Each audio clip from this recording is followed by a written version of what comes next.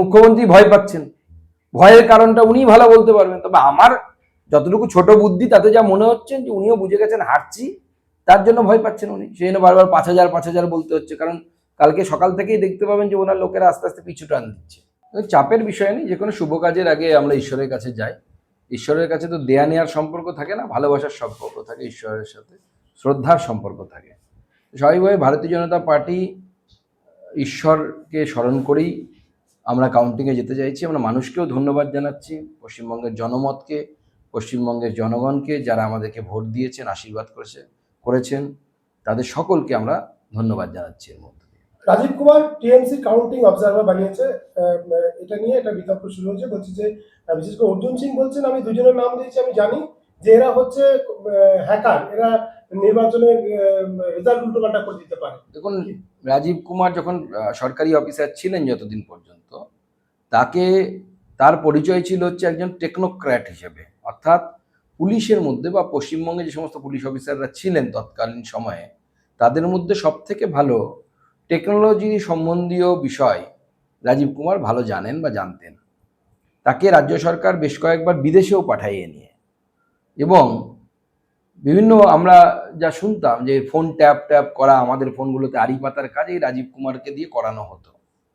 এখন সেই রাজীব কুমারকে দিয়ে অন্য কোনো প্ল্যানিং চলছে কিনা, নির্বাচন কমিশনের উচিত রাজীব কুমারকে কোনো নির্বাচনী কেন্দ্রের আশেপাশে যেন থাকতে না দেওয়া, তার উপরে সার্ভুলেন্সের রাখার ব্যবস্থা করা, তার ফোন এবং আশেপাশে যারা আছে তাদেরকে দিয়ে সার্ভুলেন্স করার ব্যবস্থা করা উচিত। ফলতা নিয়ে নজিরবিহীন সিদ্ধান্ত কমিশনের, 21 মে ফলতার সব বুথে আবার ভোট হবে এবং 24 তারিখে ভোট গণনা। কিভাবে দেখছেন এই? না, ফলতাতে যেভাবে ভোট করানোর চেষ্টা হয়েছে ওটা তো ভোট বলে না ওটাকে, যে অপোজিশন ক্যান্ডিডেটের উপরে আপনি ব্রাউন টেপ বা সেলো টেপ মেরে দেবেন।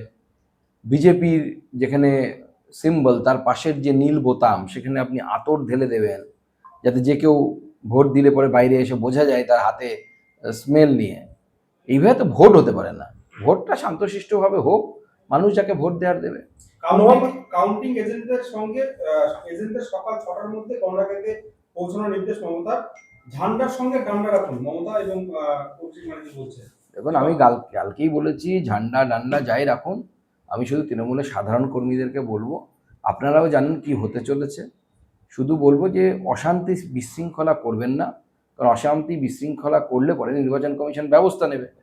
লাঠিটা কিন্তু পড়বে তৃণমূল কংগ্রেসের কোনো সাধারণ কর্মীর পিঠে, মমতা বন্দ্যোপাধ্যায়ের পিঠেও পড়বে না, অভিষেক ব্যানার্জির পিঠেও পড়বে না, ওদের বাড়ির কারো পিঠে পড়বে না। আর যে আপনার প্রতিপক্ষ সে জিতুক, বিজেপি যদি জেতে সিপিএম হারবে, যেই হোক না কেন, সিপিএম বিজেপি কংগ্রেস প্রত্যেকেই হচ্ছে আপনার প্রতিবেশী, আপনার এলাকার লোক। মমতা বন্দ্যোপাধ্যায় আপনার এলাকার লোক না, মমতা বন্দ্যোপাধ্যায় ভবানীপুর এলাকার লোক। আপনি নিজের এলাকার নিজের প্রতিবেশীর সাথে সম্পর্ক খারাপ করতে যাবেন কেন? নোয়াপাড়াতে কুন্দন সিংকে লক্ষ্য করে গুলি, এবং তিনি বিজেপি কর্মী। এরকম ভাবে ভোটের আপনার রেজাল্ট ঘোষণা হয়নি তার আগেই আমরা যেমন নোয়াপাড়ায় দেখলাম, তিনি ক্যানিংয়েও একই এখন ঘটনা দেখছি। কি বলবেন তাহলে, কি আবার এই ভোটের আগেই আমরা 2021 যেমন দেখেছিলাম সেরকম অবস্থা তৈরি হচ্ছে? গতকাল রাতে আমরা খবর পেয়েছি অ্যাপ্রক্সিমেটলি 12টার সময় আমাদের কুন্দন সিং, অর্থাৎ ওই জেলার সম্পাদক পদে যিনি আছেন, তার বাড়ির উপরে ওই তৃণমূল আশ্রিত দুষ্কৃতী দুজন, একজন গোলু আর একজনের নাম আমি ভুলে যাচ্ছি এই মুহূর্তে, এই দুজন তারা গুলি চালায়, এরকম অভিযোগ এসেছে। আমরা পুলিশকে জানিয়েছি। তো স্বাভাবিকভাবে এই সমস্ত জায়গাগুলো তো জঞ্জাল করে রেখেছে তৃণমূল কংগ্রেস, এই জঞ্জালগুলোকে বিজেপি সরকার এলে পরে সরাতে হবে, পরিষ্কার করতে হবে। ক্যানিংয়েও একই ঘটনা, বিজেপির কর্মীর বাড়িতে ভাঙচুর, গুলি চালানোর অভিযোগ। গোটা রাজ্য জুড়ে তৃণমূল কংগ্রেস একটা ভয়ের পরিবেশ নির্মাণ করার চেষ্টা করছে। ভোট গ্রহণের সময় সেটা পারেনি, কারণ নির্বাচন কমিশন খুব কড়া ছিল। এখন যেহেতু নির্বাচন কমিশনের কনসেন্ট্রেশন বা পুরো যে ধ্যান যেটাকে বলে, সেটা পুরোটা চলে গেছে হচ্ছে ভোট গণনার দিকে, সেই জন্য ল অ্যান্ড অর্ডারকে বিশৃঙ্খল করার একটা চেষ্টা তৃণমূল কংগ্রেসের তরফ থেকে হচ্ছে। ইউনিয়ন অফ ইন্ডিয়াকে চ্যালেঞ্জ অভিষেক বন্দ্যোপাধ্যায়, তিনি বলছেন যে গোটা ভারতকে ফলতায় আসার চ্যালেঞ্জ জানাচ্ছেন। দেখুন, অভিষেক বন্দ্যোপাধ্যায় অল্পবিদ্যা ভয়ঙ্করী যাকে বলে। ইউনিয়ন অফ ইন্ডিয়া বোঝে কি সে? তার কোনো আইডিয়াই নেই সম্ভবত যে ইউনিয়ন অফ ইন্ডিয়া কি। মানে উনি একাধারে ইন্ডিয়ান আর্মি, ইন্ডিয়ান সমস্ত যে সরকারি ব্যবস্থা সবাইকে চ্যালেঞ্জ জানাচ্ছেন। তাহলে কি উনি ইন্ডিয়ান না?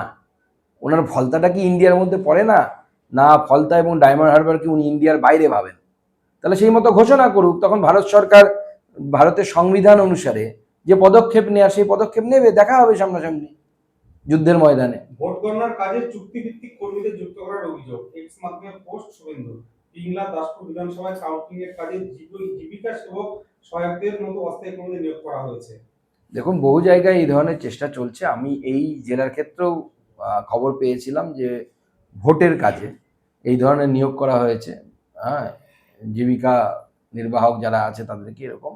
আমরা বেশ কিছু ডকুমেন্টেশন আমি পেয়েছি যেখানে দেখা যাচ্ছে যে টিচারদেরকে মেশিন সিলিং হ্যান ত্যান এইসবের নামে গ্রুপ সি কর্মচারী বলে নিয়োগ করা হচ্ছে, বিকাশ ভবনের গ্রুপ সি কর্মচারী দেখিয়ে, কিন্তু তারা আদপে হচ্ছে টিচার। তারা কারা? তারা তৃণমূল শিক্ষা সেল যারা করেন সেই সমস্ত টিচাররা। এরকম বহু অভিযোগ এসছে। গতকাল একটি অভিযোগ এসছে যে গতকাল হাওড়াতে ব্যালট পেপার নিয়ে ওখানে যিনি এডিএম পঞ্চায়েত আছেন তিনি তৃণমূলের এক নেতার ভাইপো হন। খোঁজ নিন আপনারা, উত্তরবঙ্গের এক নেতার ভাইপো হন। সে ব্যালট পেপার নিয়ে নানা রকমের দুগ্গিবাজি বা নানা রকমের ফরেববাজি করার চেষ্টা করেছে। কতটা সফল হয়েছে না হয়েছে আমি জানি না, কিন্তু ওখানে যে এই পেপার অর্থাৎ ব্যালট পেপার, সেই ব্যালট পেপারকে পরিবর্তন করার কিন্তু একটা চেষ্টা হয়েছে। এতে এডিএম পঞ্চায়েত হাওড়ার যিনি দায়িত্বে ছিলেন তিনি দায়ী, তিনি রেসপন্সিবল, এবং তিনি একজন তৃণমূল কংগ্রেস নেতার ভাইপো। ভোট গণনা হওয়ার আগে সেকশন 58 অথবা 58A অনুযায়ী কমিশন রিপোর্টের সিদ্ধান্ত নিতে পারে। সেক্ষেত্রে ফল প্রকাশের পর রিপোর্ট হতে পারে, কারণ সংবিধান অনুযায়ী ফল প্রকাশ হয়ে গেলে কমিশন আর রিপোর্টের সিদ্ধান্ত নিতে পারে না। শুধুমাত্র সেই অধিকার তখন আদালতই নিতে পারে। সেই কারণে বিশেষ ক্ষমতা প্রয়োগ করে দিল কমিশন। কতটা তাৎপর্যপূর্ণ এটা মনে হচ্ছে? দেখুন, যেহেতু কমিশন দেখলেন যে আর এখানে যে ভোট হয়েছে, ভোটের নামে প্রহসন হয়েছে, আর ভোটের ফলাফলের আগে আর ভোট করার দিন নেই, স্বাভাবিকভাবে নির্বাচন কমিশনকে পরের দিকে ডেট ভাবতে হয়েছে।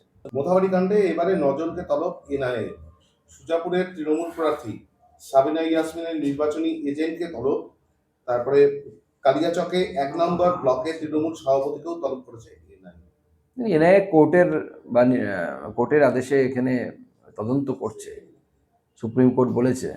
তো সেই তদন্তে যাদের যাদের প্রয়োজন হবে, যাদের রোল পাওয়া যাবে, যাদের ভূমিকা পাওয়া যাবে, তাদেরকে ডাকবে। এবার বুঝতে পারবে কত ধানে কত চাল। ভেবেছিল আমার মন্ত্রী আছে সাবিনা ইয়াসমিন, তিনি বাঁচিয়ে নেবেন। এনআইএ ধরলে যে সাবিনা ইয়াসমিনও কিছু করতে পারবে না, সেটা এবার বুঝতে পারবে। গণনার আগে মুখ্যমন্ত্রী গতকাল এবং তার আগের দিন আমরা দেখলাম তিনি বারবার বলছেন যে গণনা কেন্দ্রের বাইরে জমায়েত 5,000 মানুষের জমায়েত মিনিমাম করতে হবে। এছাড়াও তিনি জেলায় জেলায় অবজারভার পাঠিয়েছেন। আমাদের জেলায় যাচ্ছেন জয়প্রকাশ নারায়ণ, এই অবজারভার আমরা আগে কখনো এভাবে দেখিনি। জয়প্রকাশ মজুমদার, কি বলবেন বিষয়টা? দেখুন, মুখ্যমন্ত্রী এখন সেই সমস্ত কথাগুলো বলছে যেগুলো বিরোধী হয়ে আমাদের বলার কথা, যে এই ভালো করে কাউন্টিং করতে হবে, এই করতে হবে, অমুক করতে হবে। ভয়ে ভয়ে থাকি আমরা, কারণ সরকারি মেশিনারি তাদের আছে। এখন মুখ্যমন্ত্রী ভয় পাচ্ছেন, ভয়ের কারণটা উনি ভালো বলতে পারবেন। তবে আমার যতটুকু ছোট বুদ্ধি তাতে যা মনে হচ্ছে যে উনিও বুঝে গেছেন হারছি, তার জন্য ভয় পাচ্ছেন উনি। সেই জন্য বারবার 5,000 বলতে হচ্ছে, কারণ কালকে সকাল থেকেই দেখতে পাবেন যে ওনার লোকেরা আস্তে আস্তে পিছুটা। আরো ভালো ভালো খবর দেখতে সাবস্ক্রাইব করুন বাংলা হান্টের ইউটিউব চ্যানেল। বাংলা হান্টের আরো খবর দেখতে নজর রাখুন। বাংলা খবর মানেই বাংলা হান্ট।